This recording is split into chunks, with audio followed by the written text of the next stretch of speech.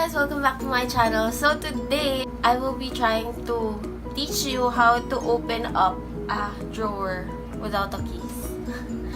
Alam ko guys, hindi ko kayo tinuturuan magnakaw.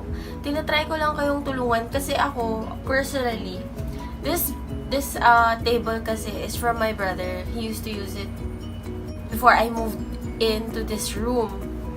Tapos, nawala nila yung susi ng drawer, but they still have a few stuff inside. And of course, I wanted to use the drawer as well. Kaso nga, hindi na nila mahanap yung susi. Ayoko naman siya sirain kasi okay naman na sa akin kahit hindi na siya malock. Gusto ko lang na may malagyan, may madagdagan na space na malalagyan. Tapos ayoko sirain yung lock niya kasi nga, sayang naman. Although, luma na siya at sira-sira na rin naman talaga siya. Pero yeah, sayang. So, naghanap ako ng way kung paano ko siya bubuksan without really breaking the lock or the drawer itself. So, yun. Ang nahanap ko na way is by using this one. This is a paper clip. Pero na gulo-gulo ko na siya. At iba na yung itsura niya. At ganito na yan. Ganito na siya. I'm not sure if you can see it properly. But yeah. Tapos, I just use this. Ano pa tawag dito? Guys. Joke! Screwdriver. It's a screwdriver. Pero yung ano lang, hindi ko alam kung ano kasi yung tawag yung pag-inon eh. Basta kung ano man yun. So yun, dito sa loob ng ng lock, the lock for the drawer, meron siyang parang mga ngipin sa loob. Hindi ko siya mapapakita sa inyo kasi kahit ako nga nahihirapan akong tignan siya ng ganito lang. Pero yeah, meron siyang parang mga ngipin. So kaya siya nagla-lock. Pag naka-lock siya, yung mga ngipin niya, nakababa-baba, yung iba. Tapos iba-iba yung pagbaba niya. Kaya di ba yung susi natin, ang itsura niya parang, yung iba mas mataas, yung iba may parang mas pababa.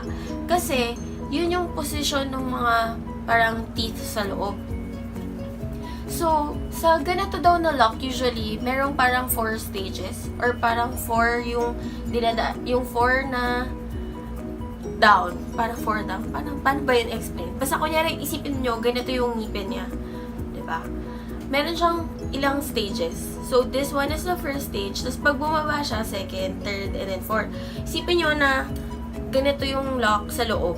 Pag naka-unlock siya, lahat yan nakataas.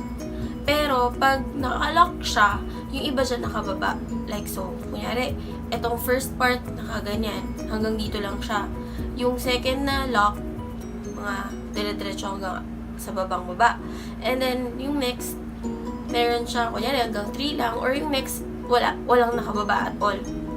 Yun nga, nagdedepende nga kasi siya kung anong klaseng lock. Or, yun nga, syempre lahat ng locks different siya. Kasi, para hindi mabubuksan ng kahit anong susi lang yung lock mo.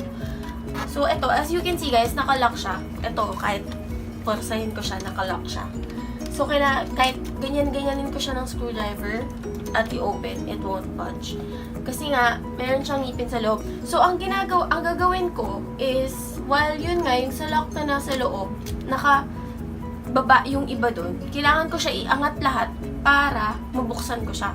And then, ang ginawa ko, para ma-open ko siya, kailangan ma-hold ko lahat yung mga nakababa na yun in one place na nakataas lahat siya para mag-move yung lock. So, ang ginamit ko is this paper clip. Tapos, ipupush up ko lang siya para nga umabot. Kailangan lang guys, umabot siya dun sa dulo para lahat nung nakababa, maabot nung paper clip nyo. So, pag feeling nyo, abot na niya yun, you just push it up all the way to the back part of the lock. Tapos, ito yung gagamitin ko para mapit ko siya. Actually, pwede kayo gumamit ng ibang stuff like another paper clip. Kaso, mas mahirap siyang i-turn kasi nga maliit.